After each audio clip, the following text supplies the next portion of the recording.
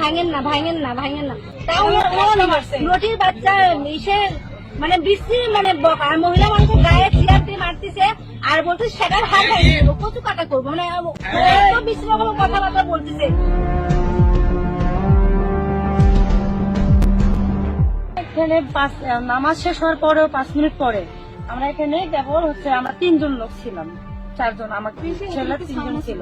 ওই যে ও একটা সমস্যা, ও মানে কেবল গানটা শুরু হয়েছে তখন আমি নিয়ে মজা করতেছিলাম, এরকম করতেছি, এর মধ্যে কি যে হুট করে কয়েকজন ঢুকে গেল, ঢুকার পরে শুরু করে দিল, এই তোদের এত বড় সাহস কি করে হয়, তোদের এত বড় সাহস কি করে হয়, তোরা এরকম করিস, এরকম করে ধাক্কা দিতে লাগছে। তখন আমার স্বামী আবার আগাই গেছে, বলছে কি মামা কি হয়েছে, মামা কি হয়েছে, মামা থামেন, মামাকে থামেন, কি হয়েছে।